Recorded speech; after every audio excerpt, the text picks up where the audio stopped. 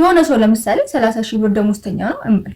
ከዛ ካለው 30,000 ብር ላይ የቤት ኪራይ ይከፍላል፣ የምግብ ወጪ አለ፣ ብዙ ወጪዎች ለራሱ የሚያስፈልጉት ነገሮች አሉ። ከሱ ነገር ላይ ደግሞ ሴቭ አርግ ማለት በዚህ ዘመን በጣም ዘበት ነው አይደል? እኔም እንደሱ ነበር የማስበው። በቃ ከዚች ላይ ምንድነው ሴቭ ተደረገ አልተደረገ ምንድነው ፖይንቱ? የት ሊደርስ ነው? ተጠራቅሞስ ገንዘቡ የት ይደርሳል? አሁን ላይ ምን ያደርጋል? የሚል ነገሮች በጣም ነበር የማስበው።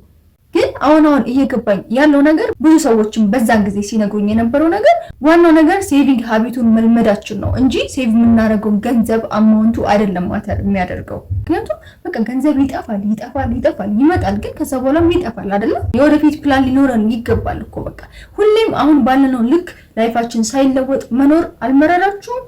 ስለዚህ ላይፋችንን ለመቀየር ግዴታ የምናገኘውን ገቢ ማሳደግ አለብን ኦፍ ኮርስ። ከዛ ደግሞ ሴቪንግ ትንሽም ትሆን ሴቭ ማድረግ መጀመር መቻል አለብን። ስለዚህ በዚህ ፔጅ ላይ ግሎ አፕ ቻሌንጅ እንደጀመርን የታወቀ ነው። አሁን 4ኛ ወራችን ላይ ነን። ፋይናንሻል ግሎ አፕ ነው የዚህኛው ወር ማለት ነው። ራሳችንን እንዴት አድርገን ማኔጅ ማድረግ እንደምንችል አንድ በአንድ የምንማርበት ወር ነው የሚሆነው ማለት ነው። ቴሌግራም ፔጅን ጆይን ማድረግ እንዳትረሱ። ዩቲዩብ ቻናል ላይ ደግሞ ገብታችሁ ቪዲዮውን ሙሉውን ማየት እንዳትረሱ።